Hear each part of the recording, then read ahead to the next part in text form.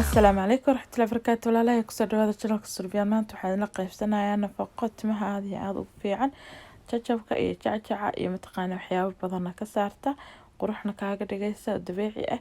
maasha Allah tabaarakallah. halkan waxaan ku haystaa xinaha waxaa waaye waa la qasilkoo kale ma ahan xino oo timaha mataqaana guduud ka dhigaya.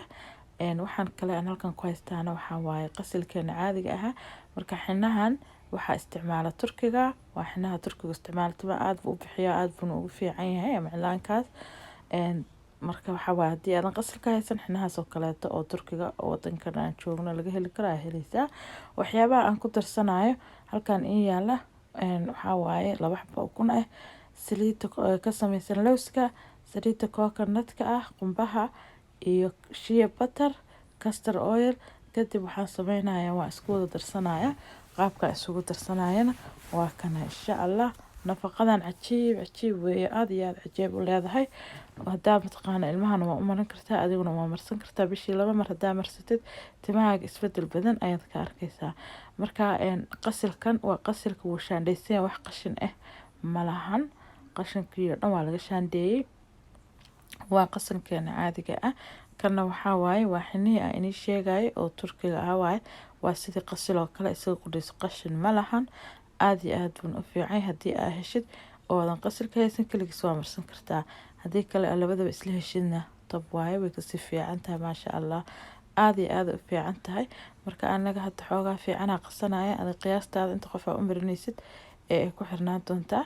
maasha Allah anaga dhowr qof aan rabnaa inaan ku marsano, faaquliga wuu buuxsami doonaa insha Allah. marka waa kana labadooda qasilkii iyo cilaankii ama xinihii ayaan mataqaanaa isku daray.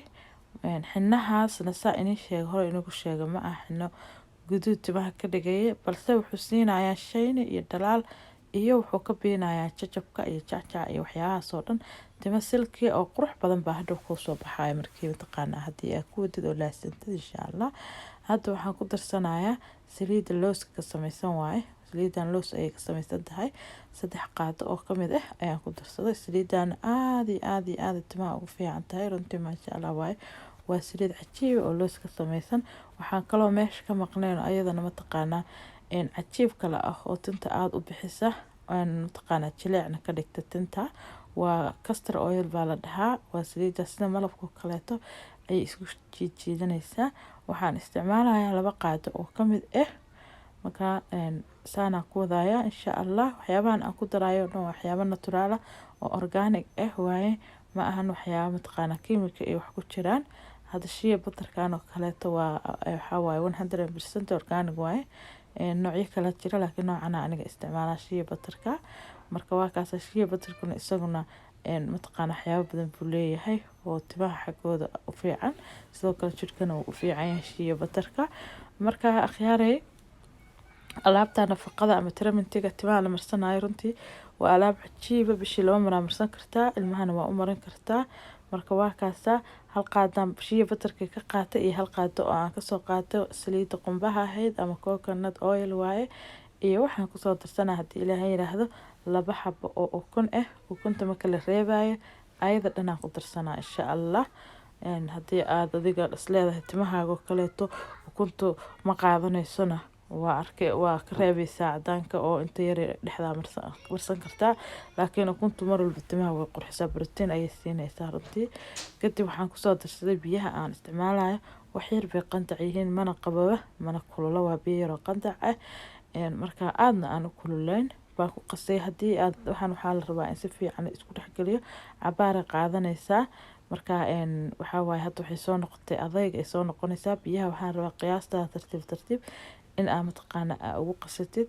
haddii aad jeceshahay oo qaadada aasaan ugu qasi kartid oo mataqaana aad ku wada burburin kartidna waa caadi, waa samayn kartaa. waqti yar u baahan tahay inaad siisid oo si fiican aad isku dhexgelisid. haddii aad mataqaana aad rabin inaad mataqaana dhaqso aad samaysid oo kalena waxaad samayn kartaa ama soo qaadan kartaa sida aniga hadda aan rabo inaan sameeyo. haddii Ilaahay yiraahdo waxaan ku qasayaa birta wax lagu qaso. waa qaadada waxay qaadanaysaa xoogaa waqti yar ay qaadanaysaa. marka waa kana sida doolshay camal u qasaya haddii Ilaahay yiraahdo. biyahana saa ku sheegay tartiib ugu darsanaysaa. tartiib ugu daatana alaabta si fiican isku soo dhexgeliyo isku soo wada qasay. baaquliga saan usoo buuxsamay waxaa waay alaabta waxay noqonaysaa wax smooth oo silki camal oo mataqaan sibiix jirkaaga ma qabsanayso haddii aad gacanteeda ku tijaabiyo waxaa u maleysaa mataqaana si shaambo camal waa qasilka baa ku jira qasilkuna sidiisaba mataqaana shaambo oo kale waaye marka khiyaaray alaabtan aan idin soo shirgareeyay oo nafaqada timaha ah umariye gabdhaha yaryar idinka marsada faamiliga dhan waa u marin kartaa waa alaab nafaqo aad iyo aad timaha maaragtay waxtar fiican ugu leh muddo dheerna aan isticmaalayay aniga gabdhaheygaba maasha allah tabaarakallah tanta xitaa way kuu bixaysaa haddii aad bishii 2 mar ama 3 mar aad isticmaashid kadib waxaan sameynayaa gabadheeda yarta inta soo fadhiisiyay waa u marinayaa waxaa la rabaa markii aad marinaysid inaad baarka timaha ka marisid afka hore ee timaha ilaa iyo maxaa la dhahaa salka cabaar inaad waqti siisid timaha oo aad cabaar haysid ani waa inii soo gaabinaya marka waxaa la rabaa inaad ku